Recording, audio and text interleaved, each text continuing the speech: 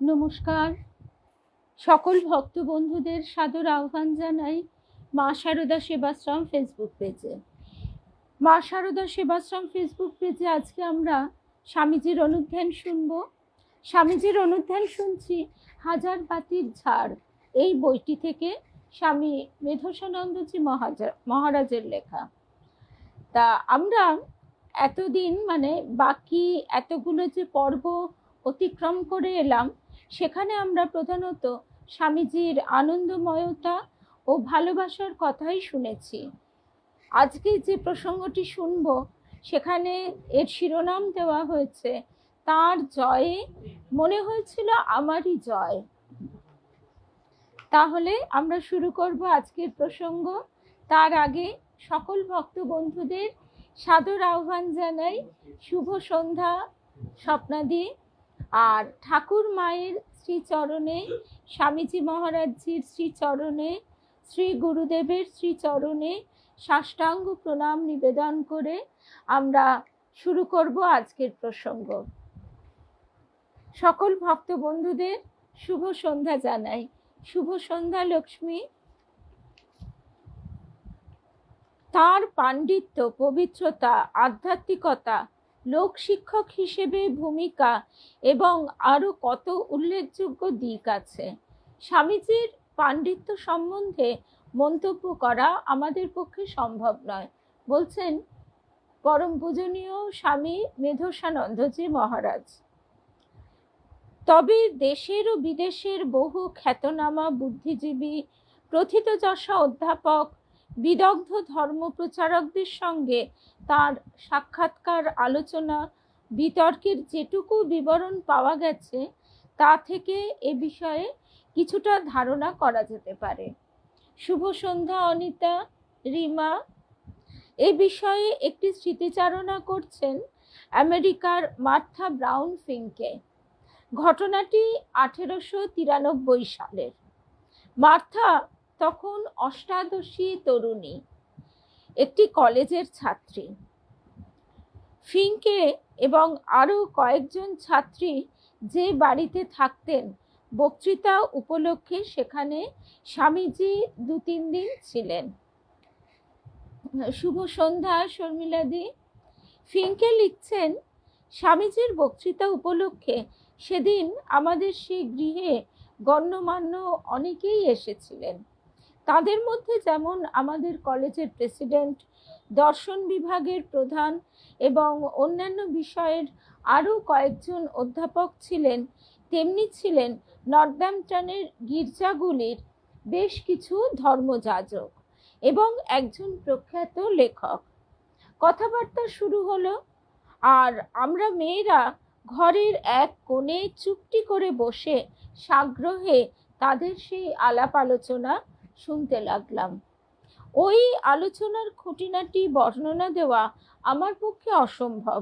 এইটুকু বেশ স্পষ্ট মনে আছে, সেদিনকার আলোচনার মূল বিষয় ছিল খ্রিস্ট ধর্ম এবং কেন খাঁটি ধর্ম বলতে একমাত্র খ্রিস্ট ধর্মকেই বোঝায়। আলোচনার বিষয়বস্তু যে স্বামীজি ঠিক করেছিলেন তা কিন্তু নয়। অসামান্য ব্যক্তিত্ব নিয়ে তিনি একা, আর তার মুখোমুখি কালো কোট পরিহিত কতকটা যেন রুক্ষ স্বভাব কয়েকজন ভদ্রলোক এক সারিতে উপবিষ্ট। স্বামীজি ভারতীয় পোশাক, গেরুয়া বসনে আবৃত এবং তার বয়স ছিল অন্যান্যদের তুলনায় নিতান্তই কম। শুভ সন্ধ্যা সঞ্চিতা। মনে হচ্ছিল স্বামীজিকে যেন তারা তর্কযুদ্ধে আহ্বান করেছেন। আচ্ছা সঞ্চিতা বা শর্মিলাদি, রিমা যারা একটু পরে এলে তাদের জন্য বলছি, আজকেও আমরা হাজার বাতির ঝাড় স্বামী মেধসানন্দজি মহারাজের এই বইটি থেকে শুনছি। আর অষ্টাদশী তরুণী মার্থা ব্রাউন ফিঙ্কে 1893 সালে ঘটনাটি তিনি প্রত্যক্ষদর্শী ছিলেন, তার মুখেই আমরা এই ঘটনাটি শুনছি। ফিঙ্কে এবং আরো কয়েকজন ছাত্রী যে বাড়িতে থাকতেন সেই বাড়িতে স্বামীজি বক্তৃতা উপলক্ষে 2-3 দিন ছিলেন, সেখানেই এই ঘটনাটি ঘটছে। বাস্তবিক এ এক অসম যুদ্ধ, কারণ আমাদের দেশের চিন্তাবিদদের বাইবেল কণ্ঠস্থ থাকতে পারে, তারা সকলেই ইউরোপীয় দর্শন, কাব্য এবং সমালোচনা সাহিত্যে যথেষ্ট পারঙ্গম হতে পারেন, কিন্তু তারা এটা কি করে আশা করলেন যে সুদূর ভারতবর্ষ থেকে আগত, এবং তখন ভারতবর্ষ ভুলে গেলে চলবে না 1893 সাল ব্রিটিশদের পদানত, এবং সারা পৃথিবীর কাছে ভারতবর্ষের যে ইমেজ সেটাও খুব একটা আশাপ্রদ নয়। তো শুভ সন্ধ্যা, সকল ভক্ত বন্ধুদের শুভ সন্ধ্যা জানাই। তো এহেন অবস্থায় ফিঙ্কে বলছেন যে তারা এটা কি করে আশা করলেন যে সুদূর ভারতবর্ষ থেকে আগত একজন হিন্দু খ্রিস্ট ধর্ম নিয়ে বিতর্কে তাদের সঙ্গে পাল্লা দেবেন। আমরা কেউই ভাবিনি, বা ভাবা এক প্রকার অসম্ভব ছিল বললেই ঠিক হয়, স্বামীজি তার নিজের শাস্ত্রে সুপণ্ডিত হলেও এই প্রতিপক্ষদের সঙ্গে এঁটে উঠতে পারবেন। কিন্তু আমাদের ভয়, ভাবনা, বিচার নস্যাৎ করে দিয়ে সেদিন যা ঘটল তার প্রতিক্রিয়া আমার একান্ত ব্যক্তিগত হলেও আমার এমন ক্ষমতা নেই তার তীব্রতাকে এতটুকু বাড়িয়ে বলি। বাইবেলের উদ্ধৃতির উত্তরে স্বামীজি বাইবেল থেকেই আরও বেশি প্রাসঙ্গিক ও যুক্তিসঙ্গত উদ্ধৃতি দিতে লাগলেন।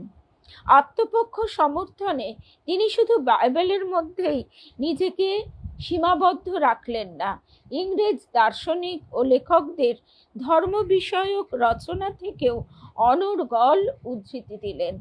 ওয়ার্ডসওয়ার্থ ও টমাস গ্রের পংক্তিগুলি তার বিখ্যাত এলিজি থেকেই যে শুধু তা নয়, কিন্তু পংক্তিগুলি তিনি এমন স্বচ্ছন্দে আবৃত্তি করছিলেন যে আমরা অবাক হয়ে ভাবছিলাম ইংরেজি কাব্য সাহিত্যের সঙ্গেও তার এত ঘনিষ্ঠ পরিচয়। আচ্ছা, তর্কযুদ্ধে স্বদেশের মানুষ আমার সহানুভূতি পেলেন না, পেলেন স্বামীজি।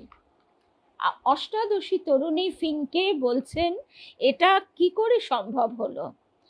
আবার স্বামীজি যখন ধর্মকে সংকীর্ণতার গণ্ডি থেকে মুক্ত করে তার বৃত্তটিকে এমনভাবে সম্প্রসারিত করে দিলেন যাতে সমগ্র মানব সমাজ তার অন্তর্ভুক্ত হতে পারে, তখন বদ্ধ ঘরের মধ্যে যে মুক্তির হাওয়া বয়ে গেল তাতেই বা কেন আমি আনন্দে আত্মহারা হলাম? আমি কি তার বাণীর মধ্যে আমার আকুল ইচ্ছার প্রতিধ্বনি শুনতে পেয়েই অমন উল্লসিত হয়েছিলাম, নাকি তার ব্যক্তিত্বের অমোঘ আকর্ষণেই অমনটি করেছিলাম? এই প্রশ্নের উত্তর আমার জানা নেই, বলছেন অষ্টাদশী তরুণী ফিঙ্কে, মার্থা ব্রাউন ফিঙ্কে। শুধু এইটুকু জানি, তার জয়ে মনে হয়েছিল এ যেন আমারও জয়। শুভ সন্ধ্যা রূপা, পরপর 2 রূপা, মালবিকা, জয়শ্রী, বিলাসপুরের দিদি, শুভ সন্ধ্যা। সকল ভক্ত বন্ধুদের শুভ সন্ধ্যা জানাই। পৃথিবীর বিতর্কের ইতিহাস সুপ্রাচীন। ভারতবর্ষে শাস্ত্র নিয়ে বিদগ্ধ ঋষি, সন্ন্যাসী, পণ্ডিতদের মধ্যে এককালে বিতর্ক বিশেষভাবে প্রচলিত ছিল। পরবর্তী যুগে তাকে শাস্ত্রার্থ বলে অভিহিত করা হতো। উপনিষদের যুগে যাজ্ঞবল্ক্য গার্গী সংবাদ, পরবর্তীকালে বৌদ্ধ সন্ন্যাসী ও হিন্দু কর্মকাণ্ডীদের মধ্যে শঙ্করাচার্যের বিচার, মধ্যযুগে চৈতন্যদেবের সঙ্গে স্বামী প্রকাশানন্দের বিচার, আধুনিক কালে আর্য সমাজের প্রতিষ্ঠাতা দয়ানন্দ সরস্বতীর সঙ্গে কাশীর বৈদান্তিক সন্ন্যাসী তথা পণ্ডিত মহলের বিচার কয়েকটি উল্লেখযোগ্য উদাহরণ। এ ধরনের বিতর্কে পূর্ব শর্ত অনুযায়ী পরাজিত পক্ষের বিজয়ী পক্ষের মত গ্রহণ, এমনকি পরাজিত পক্ষের অগ্নিতে প্রবেশের ঘটনাও বিরল নয়, যেটি আদি শঙ্করাচার্যের সময়ে হয়েছিল। তবে সবসময় তা না ঘটলেও বিতর্কের অবসানে যে পরাজিত পক্ষ অধিকাংশ ক্ষেত্রে পরাজয়ের বেদনা এবং বিজয়ী পক্ষ বিজয়ের গৌরব নিয়ে ফিরতেন, তা বেশ কল্পনা করা যায়। অর্থাৎ পরাজিত পক্ষ পরাজয়ের বেদনা এবং বিজয়ী পক্ষ বিজয়ের গৌরব নিয়ে ফিরতেন। কিন্তু স্বামীজির ক্ষেত্রে ঘটনা ঘটত অন্যরূপ। দেশে হোক বিদেশে হোক তার সঙ্গে তর্কে পরাজিত হলেও অধিকাংশ ক্ষেত্রে পরাজিতেরা আত্মগ্লানি অনুভব করতেন না, বরং তারা মনে করতেন স্বামীজির কাছে তর্কে সত্যের নবদিগন্ত তাদের কাছে উন্মোচিত, যার সম্বন্ধে তারা এতকাল অবহিত ছিলেন না। কারণ স্বামীজির উদ্দেশ্য থাকত বিতর্কে জয়লাভ করে আত্মগৌরবে স্ফীত হওয়া নয়, উদ্দেশ্য ছিল অন্তর্দৃষ্টি সহায়ে প্রতিপক্ষের চিন্তাধারা অনুধাবন করে তাকে সত্য দর্শন করানো, তাদের সংকীর্ণ দৃষ্টিকে প্রসারিত করা, এবং তিনি তা করতেন প্রতিপক্ষের প্রতি ভালোবাসা ও সহানুভূতি থেকে। সচরাচর যেটা দেখা যায় না, যখনই কোনো বিতর্ক হয় তখন উভয় পক্ষের পরস্পরের প্রতি পরস্পরের কি সেই প্রকার ভালোবাসা বা সহানুভূতি দেখা যায় না। এই জন্যেই দেখা যায় তার প্রতিপক্ষ বিজিত হলেও স্বামীজির প্রতি কৃতজ্ঞতা, ভালোবাসা ও শ্রদ্ধার মনোভাব নিয়ে ফিরতেন।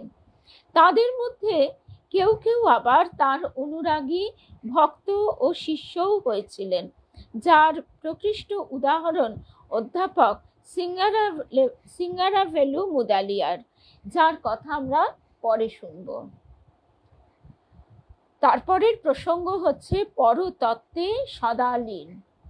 সপ্ত ঋষির অন্যতম ঋষি শিবাংশে যার জন্ম, নির্বিকল্প সমাধিবান পুরুষ সেই স্বামীজির আধ্যাত্মিকতার পরিমাপ করার চিন্তা করাও আমাদের পক্ষে বাতুলতা। সপ্ত ঋষির অন্যতম ঋষি শিবাংশে যার জন্ম, নির্বিকল্প সমাধিবান পুরুষ সেই স্বামীজির আধ্যাত্মিকতার পরিমাপ করার চিন্তা করাও আমাদের পক্ষে বাতুলতা। সে সম্বন্ধে মাত্র যে দুজনের যথার্থ ধারণা ছিল তারা হলেন শ্রী রামকৃষ্ণ এবং শ্রী শ্রী মা সারদা দেবী। আর সেই কারণেই শ্রী রামকৃষ্ণ স্বামীজিকে, যিনি তখন মাত্র নবীন যুবক, শুধু স্নেহ করতেন ও ভালোবাসতেন তাই নয়, অন্যের চোখে বিসদৃশ হলেও তাকে শ্রদ্ধা ও সম্মান করতেন এবং তদনুরূপ আচরণও করতেন। যে ঘটনাগুলি আমরা কম বেশি সবাই স্মরণ করতে পারছি। তিনি শ্রদ্ধা ও সম্মান করতেন যে সেখানে নরেন্দ্রনাথ, তিনি পর্যন্ত স্তম্ভিত হয়ে যেতেন যে এই পাগল বামুনের এটা কি নিছকই পাগলামি। আমি তো একেবারে সাধারণ একটি কলেজে পড়া ছোকরা, কিন্তু উনি আমাকে কেন এভাবে প্রথম দর্শনেই স্তুতি করছেন। বিশ্বনাথ দত্তের আমি ছেলে মাত্র, অথচ তিনি কি বলছেন যে আমি নাকি এক বিরাট কাজ করতে, এইভাবে আমার আগমন ইত্যাদি। আমরা এর আগে যখন লীলা প্রসঙ্গ অনুধ্যান করেছি তখন বিস্তারিত এই প্রসঙ্গগুলি শুনেছিলাম। এ প্রসঙ্গে গিরিশচন্দ্র ঘোষের একটি মন্তব্য প্রাসঙ্গিক। তিনি বলেছিলেন, মহামায়া অন্য সমস্ত জীবকে তার মায়া দিয়ে বাঁধতে পারলেও দুজনকে কখনো বাঁধতে পারেননি। তাদের একজন হলো বিবেকানন্দ। মহামায়া বিবেকানন্দকে যতই মায়ার রজ্জু দিয়ে বাঁধতে যান, বিবেকানন্দ ততই বড় হতে থাকেন। ফলে বিবেকানন্দকে বাঁধার মতো যথেষ্ট রজ্জুর মহামায়ার অভাব হয়েছিল। রজ্জু মানে দড়ি, মহামায়া তার বাঁধনে বাঁধতে পারেননি। আবার ঠিক এই প্রসঙ্গে নিশ্চয়ই স্মরণ হচ্ছে যে সাধু নাগ মহাশয়ের প্রসঙ্গেও গিরিশ ঘোষ মহাশয় এমনভাবেই বলেছিলেন যে তাকেও বাঁধতে পারেননি, তাকেও মহামায়া যখনই বাঁধতে গেছেন তিনি তত সূক্ষ্ম হয়ে গেছেন যে তার বাঁধন মহামায়া আর দিতে পারেননি, তিনি গলে বেরিয়ে গেছেন। স্বামীজির নিজেকে নিজের অনন্ত সত্তার উপলব্ধি এবং সেই সম্বন্ধে সদা সচেতনতা গিরিশচন্দ্রের পূর্বোক্ত উক্তির লক্ষ্য। শারদানন্দজি তাই স্বামীজির প্রণাম মন্ত্রে লিখলেন, তিনি পরতত্ত্বে সদা লীন। স্বামীজি শুধু নিজের সচ্চিদানন্দ সত্তা সম্বন্ধে সচেতন ছিলেন তাই নয়, সমস্ত জীবের ঐশী সত্তা সম্বন্ধে সর্বদা সচেতন থাকতেন। সেই জন্য তার উক্তি, বহুরূপে সম্মুখে তোমার, ছাড়িয়ে কোথা খুঁজিছ ঈশ্বর, বা দরিদ্র নারায়ণ, মূর্খ নারায়ণ, এগুলি কেবলমাত্র তার কথার কথা ছিল না, তা ছিল তার উপলব্ধি সঞ্জাত। তার জীব সেবার সর্ববিধ প্রচেষ্টার ভিত্তি ছিল জীবের মধ্যে শিবের অধিষ্ঠানের প্রত্যক্ষ অনুভূতি। বেলুড় মঠে একদিন স্বামীজি বললেন যে সেদিন তিনি শ্রী রামকৃষ্ণের পূজা করবেন। স্মৃতিচারণা করছেন স্বামীজির শিষ্য স্বামী বোধানন্দজি। আমরা সবাই স্বামীজির পূজা দেখবার জন্য ঠাকুর ঘরে গিয়ে বসলাম। স্বামীজির আনুষ্ঠানিক পূজা দেখবার জন্য আমাদের দারুণ কৌতূহল। স্বামীজি যথারীতি পূজার আসনে বসে ধ্যান শুরু করলেন। আমরাও ধ্যান করতে লাগলাম। বেশ কিছু সময় পরে আমার মনে হলো কে যেন আমাদের চারপাশে ঘুরছেন। ব্যক্তিটি কে তা দেখবার জন্য আমি চোখ খুললাম। দেখলাম স্বামীজি। তিনি ইতিমধ্যে ঠাকুরের পুষ্পপাত্র হাতে নিয়ে পূজার আসন থেকে উঠে পড়েছেন। ঠাকুরকে ফুল নিবেদন না করে তিনি আমাদের কাছে এলেন এবং ফুলে চন্দন মাখিয়ে আমাদের সকলের মাথায় একটি করে ফুল দিলেন। তারপর পুষ্পপাত্রের উদ্বৃত্ত ফুল বেদিতে ঠাকুরকে নিবেদন করলেন এবং চিরাচরিত বিধি অনুযায়ী পূজা করলেন। এই স্মৃতিচারণা করে বোধানন্দজি মন্তব্য করেছেন, আমাদের প্রত্যেকের মাথায় একটা করে ফুল দিয়ে স্বামীজি বাস্তবিক প্রতি শিষ্যের ভিতর যে শ্রী রামকৃষ্ণ বিরাজমান তার পাদ পদ্মে পুষ্প অর্পণ করেছিলেন। শুধু তাই নয়, ওইভাবে পূজা করে স্বামীজি আমাদের মধ্যে দেবত্ব বিকশিত করে দিয়েছিলেন। জয় রাম কৃষ্ণ, জয় রাম কৃষ্ণ, জয় রাম কৃষ্ণ। আজকে এই অবধি শুনলাম, কারণ শেষ যে কথাটি শুনলাম এই কথাটি আমাদের বারবার চিন্তা করবার এবং আত্মস্থ করবার। সুতরাং আজকে এই অবধি শুনলাম। এরপর আবার আমাদের দেখা হবে 8টায় বেদান্ত দর্শন ফেসবুক পেজে। শুভ সন্ধ্যা মধুমিতা। আমরা এই সবেই আজকে প্রসঙ্গ শেষ করছি। 8টায় বেদান্ত দর্শন ফেসবুক পেজে আবার আমাদের দেখা হবে। জয় রাম।